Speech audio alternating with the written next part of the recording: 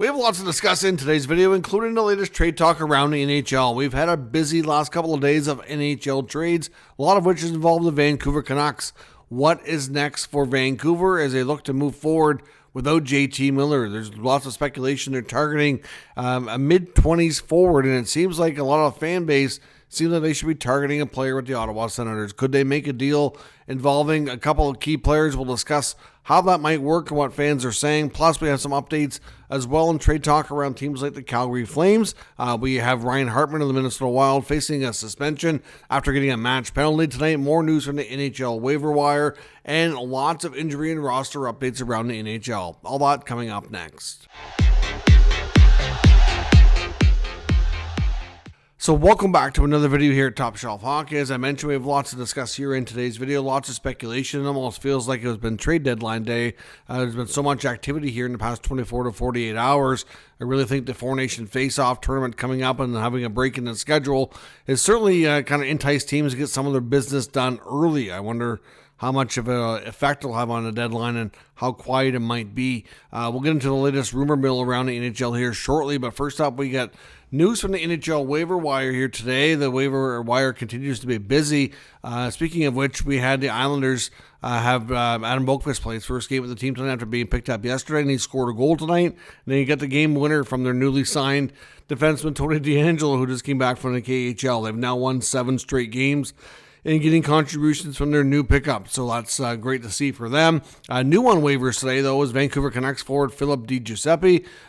The Canucks obviously going through a little bit of a transformative phase here as they certainly look a little bit different and will continue to look different probably in the coming days. We'll find out over the next, less than 24 hours at this point. And tomorrow afternoon, if DiGiuseppe will be picked up or if indeed he'll end up being reassigned by the Vancouver Canucks. As I mentioned, Minnesota Wild forward Ryan Hartman will be facing an automatic review in hearing with the NHL Department of Player Safety after receiving a match penalty tonight in the Minnesota Wild Ottawa Senators game. What he did was pretty deliberate and dirty, and he has a history of being suspended, which is not going to be favorable to him. I suspect he's going to get multiple games. It's hard to say exactly how much, but I believe he's been suspended 3 or 4 times in the past couple of years, and the last time it was for throwing sticks at an official. So I don't think they're going to have a lot of patience here with Mr. Hartman, but the Wild were certainly frustrated. They, for the team in the NHL with the best road record, of course, on the road tonight in Ottawa, did not have a good night. It was an absolutely domination from Ottawa's part. They outshot the Wild 52-15, won 6-0, with a bunch of those goals coming on the major penalty to Ryan Hartman as well. So I don't quite, he was trying to get Travis Hamonic to fight earlier in the game. Hamonic was like, no, I'm not doing it. Like, there's no need here. We got a comfortable lead. We're dominating you. Like, why would I give you a fight? And then after that, he just started running around, started picking on Timmy Stützle. And then right off the face-off, he ends up right at the end of the second period, he ends up going into basically driving Timmy's head into the ice. Off the face-off, you can see that the puck leaves the area, and then he kind of just drives him right down. It was 100% dirty, deliberate, and very much just something that's not welcome at all. That's not hockey. There's no need of it. He will be suspended. I imagine the next 1 to 2 days here we'll find out how many games. But yeah, there's no doubt there. Timmy, thankfully, was able to come back, and he had a big gash on his eye that had to get sewn up pretty good. Took a bunch of stitches, but he was able to return to the game. As I mentioned as well, a lot of other roster moves, injury updates around the league today as well. The Predators returned goalie Matt Murray to the minor leagues down in Milwaukee. Of course, they had an emergency situation where they had a sick goaltender. UC Saros was out, but he'll obviously not going to be needed here. Now, if for any reason he's kind of still needed here, he could be recalled Monday. The Predators' next game actually against Ottawa. Ottawa's homestand. It's complete now. They have a 4-game road trip to close out their schedule before the Four Nation break. Montreal today recalled Logan Mailloux and Owen Beck, so they should be getting some NHL time here in short order. The Leafs tonight, as they battled the Edmonton Oilers and picked up a 4-3 win. It was close to Oilers almost. I thought they had it tied up, but goal was overturned due to offside late in the third period with Leon Draisaitl scoring, but unfortunately did not count. Leafs hang on for a 4-3 win, but they did get back Matthew Nyes and John Tavares today, which was a big boost for them. So they're getting closer to being healthier. Leaf defenseman Yanni Hakanpaa, who's been out of action for, I believe, around like 2 months, if I'm not mistaken, has been officially announced as not being able to participate in the Four Nation tournament. He was on the roster for his native team, Finland, and will need to be replaced. So that's a couple of Finnish players now that needs to be replaced with Miro Heiskanen also out for the Finns. The Dallas Stars today also confirmed that young defenseman Nils Lundkvist ended up having season-ending shoulder surgery. So his season is unfortunately over. The Islanders confirmed today that Varlamov, Semyon Varlamov, I guess you could call him their backup goalie, but plays a fair bit, especially if Sorokin struggles. A very big, important piece for the Isles is out indefinitely. So, don't know exactly what kind of, the whole story here, how long of a term or situation you could be looking at, but obviously not too far from the Four Nation break. That might come as a much needed thing for him. But the Islanders, like I said, have been hot lately. They now have 7 straight wins after beating Tampa in overtime tonight. Speaking of Tampa, they had recalled Matt Tompkins and Gage Goncalves today. Nico Dawes has been recalled by the Devils. That was expected. He'll likely spend some time backing up Jake Allen while Markstrom is out. The Blues recalled Matthew Kessel today as well. We also saw a record-breaking goal with the Chicago Blackhawks today. Unfortunately, it was the only goal they scored in the game, and they lost the game 5-1 to the Panthers. But the Blackhawks today scored the fastest opening goal of a game in franchise history, with Landon Slaggert scoring 7 seconds in off the opening faceoff. It's crazy considering how much history that team has, being an original 6 franchise, that this has never happened before. So this is the fastest goal to open a game ever for the Chicago Blackhawks in the history of their franchise. So it was an interesting thing that seen one of the first things that happened in the NHL today. Unfortunately for Chicago, no more goals came, and the Panthers dominated the rest of the game and won by a large margin. The St. Louis Blues today confirmed they've signed defenseman Corey Schooneman. He gets a 1-year, 2-way contract as well. He's now eligible to be on the NHL roster. Of course, this morning, in case you missed it, we had a fairly significant trade between the Dallas Stars and the San Jose Sharks to continue the trade activity here. This one didn't get quite as much fanfare just because of the teams involved. At least, I find on Eastern teams or Canadian teams sometimes get a little bit more traction when it comes to being a hot topic. But the Dallas Stars made a big move, getting Mikhail Granlund and Cody Ceci from the Sharks for a 1st and 3rd round pick. The 3rd, of course, is conditional. You're starting to notice more teams having to give up a 1st round pick in a lot of these deals. A couple of things here. For one, it seems like prices are high for rental players, so we'll see if that continues. And secondly, teams that are going to be playoff teams seem to be pretty willing to toss away that 2025 first rounder if they're getting a player they really like to add to their roster for their playoff run, even if it is a rental. Because from what we're hearing, obviously beyond like the top, there is some really good players in this draft, but after you get past like the top half of the first round, there is supposedly like a big enough drop off. The teams that are going to draft in the bottom half, from like 16 to 32 type of range, don't care as much. Next year's draft is kind of viewed upon as being much deeper. So we'll see how many more teams that are going to be playoff teams might do something with their pick here as collateral. Now, in the rumor mill, as I mentioned, a few teams we're looking at. One, the Calgary Flames are getting a lot of attention. Of course, they pulled off a big deal with the Philadelphia Flyers here over the last little bit, getting Morgan Frost and Joel Farabee, who are actually best of friends, so they were quite happy if they were going to be traded, that they were traded together. I know that was something they were happy to hear. Of course, they were traded to the Flames. And of course, Jacob Pelletier and Kuzmenko went to Philadelphia. Now, with the Flames, though, they're still not really what you'd say is done. They're still expected that Craig Conroy is going to try to find ways to help this team. As we sit right now, they're looking pretty decent at a wild card spot, but again, there's lots of hockey left, and this team has done well enough that a lot of people feel like Conroy's going to continue to try to reward them with some extra bodies here to help out. But a couple of players that, according to Elliot Friedman, that they're not giving up and that they're telling teams are not available, even if they do fall out of the race, is Rasmus Andersson, Nazem Kadri, and Mackenzie Weegar. Those players, Andersson doesn't have a long-term deal. He's going to be in the not-too-distant future, like this summer, he's eligible for an extension. And then Kadri and Weegar have a fair bit of term on their deals. And Craig Conroy apparently is telling people that they are not available. He's not interested in talking about moving those guys. A lot of other pieces on the roster could be discussed, with a few exceptions, of course. But those guys are not going to be moved by Conroy. But it is expected he's going to continue to work the phones here and try to find ways to add some extra depth and help to the Flames roster. Now, of course, as we know, the big deal that kind of got things started this weekend was JT Miller. That trade finally has happened. Couple of things, a little bit of a reaction afterwards. One, apparently, I've seen some reports, and I don't know if I can confirm 100% it's legit, but it seems like Miller and Pettersson had a good chat after the trade happened. Somewhat emotional from what I've heard.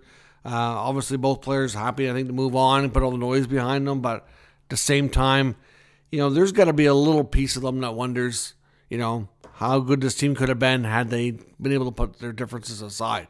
But obviously, Patrick Allvin, Jim Rutherford have spoken enough to the media and public to acknowledge that this, whatever this issue was not something they could overcome. They tried and they tried and they tried over the last few years. I know the players never really wanted to publicly acknowledge it, but it is what it is. But Miller gets to go where he preferred to go, New York. The Canucks got an okay return. It wasn't phenomenal, but then they took part of that return and flipped it to the Penguins for Marcus Pettersson and Drew O'Connor.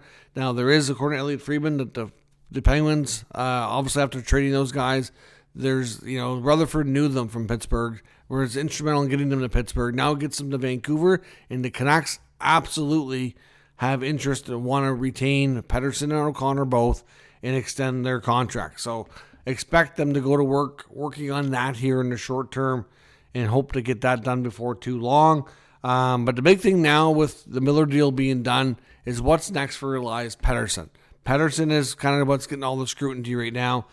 Based on comments from Rutherford and from Allvin after the trades were made, and from the general consensus from the insiders after talking to numerous sources, is that the Canucks are probably going to hold off on a Pettersson trade. We've heard all along that Miller and Pettersson could both be dealt. They were fielding calls on both, and that was definitely the case. There was a lot of truth to that, but I don't know that the intention was really to trade both pretty close together here. I think what I've been saying all along is if I'm Vancouver, I'm probably trying to move Miller. Pettersson's younger, long-term has a chance to be with this team a longer period of time and maybe have a longer-term lasting impact, possibly, if he can get things turned around. Do you want to give Pettersson a shot without Miller in the picture to find his game and to be that 100-point consistent player? That's what you're hoping for, right?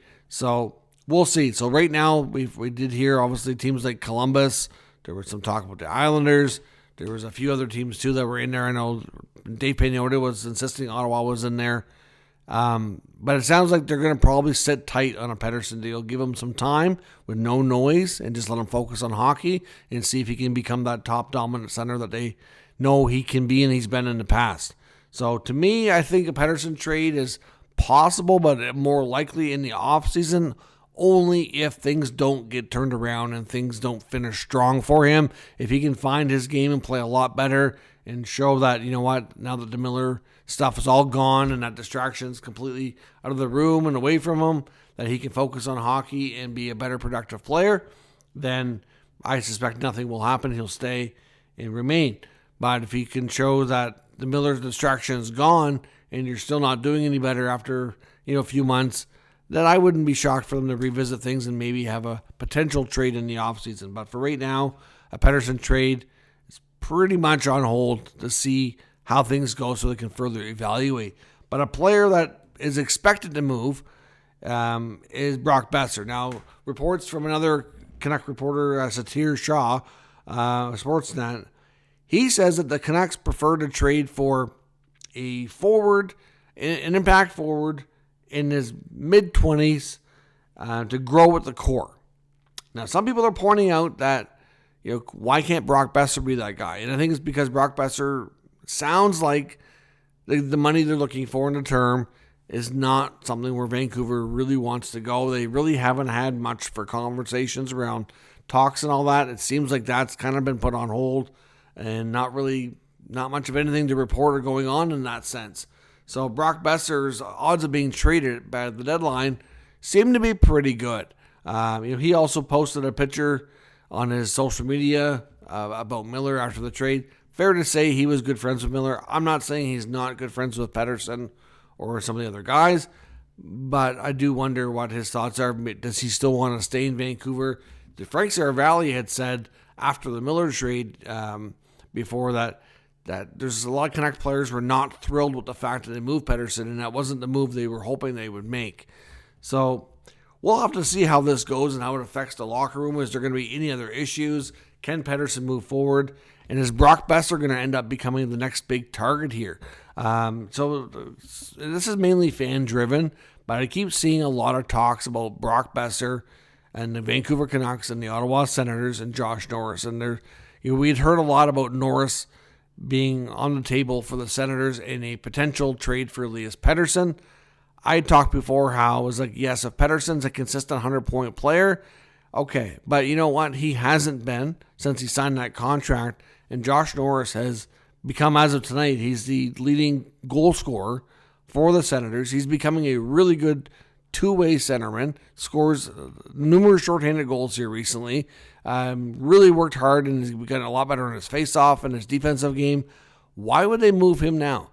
Like, Pettersson's making $3.5 million more, and at this point, the way they both play, I don't think he's a better fit or a better player. Now, if Pettersson, like I said, when he's at that 100-point plateau, there have been times where I would have said that Pettersson was absolutely the better player in the past. I don't know if I really feel that right now. Now, I understand that Norris fits the description of a player that Rick Tocchet would probably like, and that kind of description here that they are reportedly looking for based on the reports here from Satir Shah. Now, Boeser's a pending unrestricted free agent. Okay, I can see the Sens having interest in Boeser. Although I don't know that he's exactly what they need. If I'm the Ottawa Senators and I'm General Manager Steve Staios, this team is sitting third in the Atlantic. They're well positioned to not only be a playoff team, but a team that, as of right now, looks like they'll have a legit shot to challenge at least for the top three. I mean, it's not going to be easy for them to stay there. They've got Boston and Tampa breathing down their neck, and they have 2 games with Tampa next week, and those games are going to be huge. If they end up winning both those games and they can get some separation, well then, that might help them solidify that top 3. If they split, well, then we're going to pretty much be in the same boat we are now. Or if Tampa wins both, maybe there's a flip. Maybe Ottawa's back battling for a wild card, and Tampa's back trying to grab down that number 3 spot. It's kind of difficult to say. But at the end of the day here, the Vancouver Canucks and the Ottawa Senators are both teams that have reportedly had talks. We know that. And we know the Sens want to add. We know the Canucks at this point may add, or they may add through subtraction. Like, they've already made some moves. They may or may not be a playoff team. It's a little less certain for them. And would Boeser be what Ottawa needs? I don't know. To some degree, yes. I think as of like a week or two, especially a week ago, or over a couple of weeks, they weren't scoring a lot. Ottawa was winning a lot of close, low-scoring games, 1-0, 2-1. They weren't getting a lot of goals, but the last few games, they've kind of found their offense again. They've exploded tonight for a 6-0 win over Minnesota. Like I said, it was the best road team in the NHL up until today. So clearly, could they use another scorer? Yes. But they also, I think the one thing that they're missing on this lineup is if they're going to add a forward who can score, I think they need somebody with speed. No offense to Brock Boeser. Nobody ever accused him of being speedy. Good player, smart player, seems to be, well positioned to score. I just don't know that he's a perfect fit. Now, but it's going to depend on the price tag too. And if they have to give up Norris, there's no way that Ottawa's doing that. Why would they trade away a player with several years of term who's worked his way into a solid top 6 role and is like their version? I mean, I'm not saying he's going to win the Sulky because he probably won't, but like he's as close as what they've got between him and Pinto to like somebody who could contend for that. Defensive game has improved a ton. Faceoffs are important, and he's nasty shorthanded. 19 goals in the season. Why would they move that for a rental? Makes no sense. And to be honest, I don't know that Brock Boeser is looking to go to Ottawa in another Canadian market and sign a long-term extension. I don't know that makes sense for him. So this trade idea is, like I said, it's fan-driven, and I don't think it's going to happen. Now, if all else failed, if Ottawa was looking to add in the forward group, which to me makes a ton of sense that they will try to do, and if they can't find somebody who's, able to score and provide more speed, maybe they look to Brock Boeser. But, without some salary retention, it's probably not happening. Will Vancouver do that? We don't know. We don't know what the Canucks are going to do. So I'm not even sure that Boeser's, to some degree, like I said, I can see a fit, but I'm not sure that he's perfect. So, asking price, would Ottawa want to give up a first-round pick? Probably not. And here's the reason why, is because they still owe the league a first-round pick from that punishment they got for the Pierre Dorion screw-up on the Dadonov trade to Vegas a couple of years ago. So they had 3 years to give up a first-rounder for that snafu. So we've already gone through the 2024 draft. So it's either 2025 or 2026. And if they look like they're going to be a playoff team and they're going to be in the, even if they're like 16, 17, 18 range, like, it might be a time just to get it done with, because you don't know what next year's going to bring. And next year's draft is deeper. So even if they pick later, it's going to probably have access to a better player. So we'll see. So I'm not sure that this whole fan idea of this trade really makes a lot of sense. But to me, if I'm Ottawa, I'm not trading Josh Norris. He's been way too valuable lately. Not really, to me, it's not the contract that Pettersson has. It's too much risk. And like I said, they're going to probably take some time right now and let him run with things as the number one center with no distractions, no noise before they really make a move that way. Brock Boeser, though, will be interesting. It could be a fit in Ottawa, but not for that type of return. They'd have to give up some other prospects or something else that's not going to, minimize their roster after potentially going into playoffs for the first time in 7 years. Why would they do that? Doesn't make sense. So let me know what you think in the comments, and we'll talk about it further. If you're new to the channel, make sure you subscribe and stick around. We'll keep you up to date with all the news, rumors, and analysis of all 32 NHL teams. Thanks for watching. I'll catch you next time.